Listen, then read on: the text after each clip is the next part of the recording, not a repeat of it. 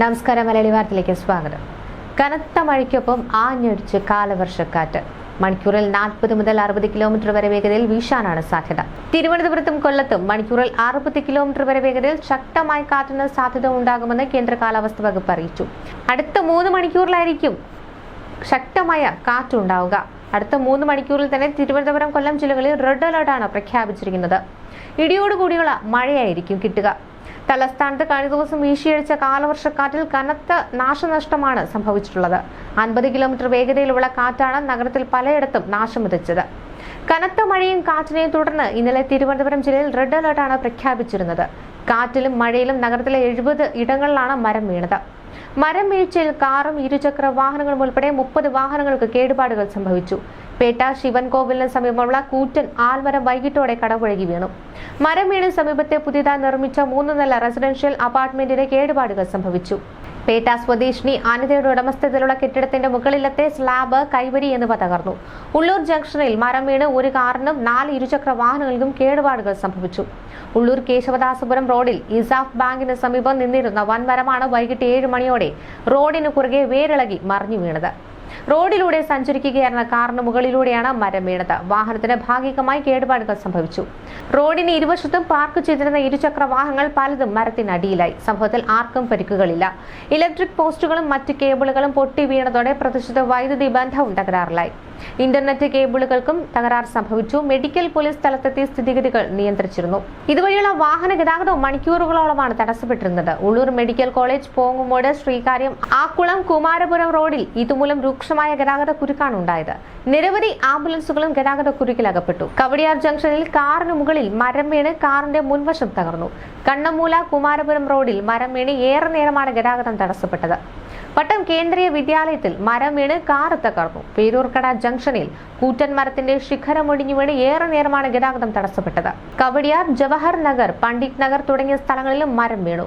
പേരൂർക്കട ജില്ലാ ആശുപത്രി വളപ്പിൽ നിന്ന് മരം പേവാടിന് മുകളിലേക്കും റോഡിലുമായി നിലംപൊത്തി. ശ്രീകാര്യത്ത് ശക്തമായ കാറ്റിൽ വീടിന് മുകളിൽ മരം വീണ് വീട് ഭാഗികമായി തകർന്നു. ചെല്ലമംഗലം ദേവീക്ഷേത്രത്തിന് സമീപം തുളസീതളത്തിൽ സന്തോഷ്, വിജി ദമ്പതികളുടെ 2 നില വീട്ടിലാണ് മരം വീണത്. വീടിന്റെ അടുക്കളയും സമീപത്തെ ഷീറ്റിട്ട ഭാഗവും ഭാഗികമായി തകർന്നു. കഴിഞ്ഞ ദിവസം വൈകിട്ട് 6:45ഓടെയായിരുന്നു ഈ അപകടം. അപകട സമയത്ത് വീട്ടുകാരുണ്ടായിരുന്നുവെങ്കിലും ആർക്കും തന്നെ പരിക്കില്ല.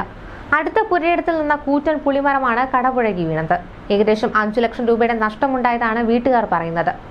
ഫയർഫോഴ്സിന്റെ ചെങ്കൽ, ചുള, ചാക്ക എന്നിവിടങ്ങളിലെ മുഴുവൻ യൂണിറ്റും ഇന്നലെ നഗരത്തിലെ വിവിധ ഇടങ്ങളിലുണ്ടായിരുന്നു. ഒട്ടുമിക്ക പ്രദേശങ്ങളിലും ഉണ്ടായിരുന്നു. ഫയർഫോഴ്സ് എത്തിയാണ് മരങ്ങൾ മുറിച്ചു മാറ്റിയത്. മരങ്ങൾ വീണ് 20ഓളം പോസ്റ്റുകൾ ഇന്നലെ നിലംപൊത്തി. KSEBയും യൂണിറ്റുകളും രാത്രി വൈകിയും തകരാർ പരിഹരിക്കാൻ പല ഇടങ്ങളിലും ഉണ്ടായിരുന്നു. തമ്പാനൂർ ബേക്കറി ജംഗ്ഷൻ, ചാക്ക, അട്ടക്കുളങ്ങര ബൈപ്പാസ്, ഭീമാപ്പള്ളി, പൂന്തുറ, പട്ടം, തേക്കുമൂട്, ബണ്ട്, കോളനി, ഉള്ളൂർ, മാണിക്യവിളാകം, മണക്കാട് എന്നിവിടങ്ങളിൽ വെള്ളത്തിൽ മുങ്ങി. ചാക്കയിൽ വൈകിട്ട് അതിരൂക്ഷ വെള്ളക്കെട്ടിനെ തുടർന്ന് ഏറെ നേരമാണ് ഗതാഗത കുരുക്കുണ്ടായത്. കാൽനട യാത്രക്കാർക്ക് പോലും നടക്കുവാൻ ബുദ്ധിമുട്ടുണ്ടാകുന്ന തരത്തിലായിരുന്നു ഇത്തരത്തിൽ ഒരു വെള്ളക്കെട്ട്. നഗരത്തിലെ വിവിധയിടങ്ങളിൽ മരം വീണ് വൈദ്യുതി തടസ്സവും ഉണ്ടായി. പേട്ട, കണ്ണമുല, മെഡിക്കൽ കോളേജ്, കവടിയാർ, പാളയം, പട്ടം, പ്ലാമൂട്, കുറവൻകോണം, കോവളം, കുളത്തൂർ, കഴക്കൂട്ടം, കഠിനംകുളം ഭാഗങ്ങളിൽ മണിക്കൂറുകളോളമാണ് വൈദ്യുതി മുടങ്ങിയത്. വിഴിഞ്ഞത്ത് ഇന്നലെ നിരവധി സ്ഥലങ്ങളിൽ മരങ്ങൾ ഒടിഞ്ഞു വീണ് ഗതാഗതം തടസ്സപ്പെട്ടിരുന്നു. വെങ്ങാനൂർ, വിഴിഞ്ഞം, ഉച്ചക്കട, പെരിങ്ങമല തുടങ്ങിയ ഭാഗങ്ങളിൽ വിവിധയിടങ്ങളിലായാണ് വൃക്ഷ ശിഖരങ്ങൾ ഒടിഞ്ഞു വീണത്. പല സ്ഥലങ്ങളിലും വൈദ്യുതി കമ്പിക്ക് മുകളിലൂടെയാണ് മരങ്ങൾ വീണത്. ഇതുമൂലം മണിക്കൂറുകളോളം വൈദ്യുതി തടസ്സം നേരിട്ടു. ബംഗാൾ ഉൾക്കടലിൽ രൂപം കൊണ്ട ന്യൂനമർദ്ദം അതിതീവ്ര ന്യൂനമർദ്ദമായി കരതൊട്ടുവെങ്കിലും ശക്തി കുറയാതെ നിലനിൽക്കുകയാണ്. റായിഡിക്ക് സമീപം സാഗർ ദ്വീപിനും കൈപ്പൂ പാറയ്ക്കുമിടയിലാണ് കരയിൽ പ്രവേശിച്ചത്. അതേസമയം അറബിക്കടലിൽ കേരള തീരത്ത് കാലവർഷക്കാറ്റ് ശക്തമായി തന്നെ തുടരുകയാണ്. അതിനാൽ കേരളത്തിൽ ഇന്നും പരക്കെ ശക്തമായ കാറ്റോടുകൂടിയ മഴയായിരിക്കും തുടരുക. അറബിക്കടലിൽ കാറ്റിന്റെ ശക്തി കുറയുന്നതോടെ നിലവിൽ ലഭിച്ചുകൊണ്ടിരിക്കുന്ന മഴ, കാറ്റിന്റെ തീവ്രതയും കുറയും. കേന്ദ്ര കാലാവസ്ഥാ വകുപ്പിന്റെ പ്രവചന പ്രകാരം ആദ്യ ആഴ്ച, അതായത് മെയ് 30 മുതൽ ജൂൺ 5 വരെ കേരളത്തിൽ എല്ലാ ജില്ലകളിലും ശക്തമായ മഴയ്ക്ക് സാധ്യത ഉണ്ടെന്നാണ് കാലാവസ്ഥാ കേന്ദ്രം അറിയിക്കുന്നത്. സാധാരണ ഈ കാലയളവിൽ ലഭിക്കുന്നതിനേക്കാൾ കൂടുതൽ മഴയ്ക്ക് സാധ്യതയുണ്ട്. രണ്ടാമത്തെ ആഴ്ച, അതായത് ജൂൺ 6 മുതൽ 12 വരെ എല്ലാ ജില്ലകളിലും മഴ സാധ്യത ഉണ്ടെങ്കിലും സാധാരണ ഈ കാലയളവിൽ ലഭിക്കുന്നതിനേക്കാൾ കുറവ് മഴ ലഭിച്ചേക്കാമെന്നാണ് കാലാവസ്ഥാ കേന്ദ്രം അറിയിക്കുന്നത്. പ്രതീക്ഷിക്കാവുന്ന ചില ആഘാതങ്ങളൊക്കെയുണ്ട്. അതായത് പ്രധാന റോഡുകളിലെ വെള്ളക്കെട്ട്, വാഹനങ്ങളിലെ കാഴ്ചമങ്ങൽ എന്നിവയ്ക്ക് സാധ്യത ഉള്ളതിനാൽ ഗതാഗത കുരുക്കുണ്ടാകാം. താഴ്ന്ന പ്രദേശങ്ങളിലും നദീതീരങ്ങളിലും വെള്ളക്കെട്ടും വെള്ളപ്പൊക്കവും എന്നിവയ്ക്ക് സാധ്യതയുണ്ട്. മരങ്ങൾ കടപുഴകി വീണാൽ വൈദ്യുതി തടസ്സം, അപകടം എന്നിവയിലേക്ക് നയിച്ചേക്കാം. വീടുകൾക്കും കുടിലുകൾക്കും ഭാഗിക കേടുപാടുകൾക്ക് സാധ്യതയുണ്ട്. ഉരുൾപൊട്ടലിനും മണ്ണിടിച്ചിലിനും സാധ്യതയുണ്ട്. മഴ മനുഷ്യരെയും കന്നുകാലികളെയും പ്രതികൂലമായി ബാധിക്കാനും തീരപ്രദേശത്തെ സുരക്ഷിതമല്ലാത്ത ഘടനകൾക്കും നാശമുണ്ടാക്കാനും സാധ്യതയുണ്ട്. നിർദ്ദേശങ്ങളൊക്കെ പുറത്തു വന്നിട്ടുണ്ട്. ഗതാഗതം കാര്യക്ഷമമായി നിയന്ത്രിക്കുക. അത്യാവശ്യമല്ലാത്ത യാത്രകൾ ഒഴിവാക്കി ആളുകൾ സുരക്ഷിത മേഖലകളിൽ തുടരുക. മാർച്ച് 1 മുതൽ മെയ് 29 വരെയുള്ള കേന്ദ്ര കാലാവസ്ഥാ വകുപ്പിന്റെ കണക്കിൽ 90-60% വേനൽ മഴ അധികമായാണ് ലഭിച്ചിട്ടുള്ളത്. ഈ കാലയളവിൽ ലഭിക്കേണ്ടത് 334.7 മില്ലിമീറ്റർ മഴയാണ്. 655.5 മില്ലിമീറ്റർ മഴ ഈ കാലയളവിൽ ലഭിച്ചു. കേരളത്തിൽ കാലവർഷം തുടങ്ങിയെങ്കിലും ഇപ്പോൾ ലഭിക്കുന്ന മഴ വേനൽക്കാല മഴയുടെ കണക്കിലാണ് വരിക.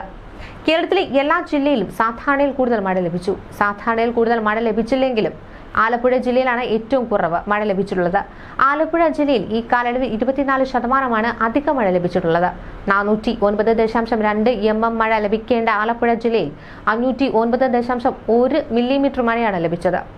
ഈ കാലയളവിൽ ഏറ്റവും കൂടുതൽ മഴ ലഭിച്ചത് കണ്ണൂർ ജില്ലയിലാണ്. 291 അധികം മഴയാണ് കണ്ണൂർ ജില്ലയിൽ ലഭിച്ചത്. അതായത് 234.4 മില്ലിമീറ്റർ മഴ ലഭിക്കേണ്ട കണ്ണൂർ ജില്ലയിൽ 908.3 മില്ലിമീറ്റർ മഴ ലഭിച്ചു. തൊട്ടു പിന്നിലായി കോഴിക്കോട് ജില്ലയുണ്ട്. 174 mm മഴ അധികമായാണ് ലഭിച്ചത്. മാഹിയിലും ലക്ഷദ്വീപിലും ഈ കാലയളവിൽ ലഭിക്കേണ്ട മഴയേക്കാൾ കൂടുതൽ മഴ ലഭിച്ചിട്ടുണ്ട്.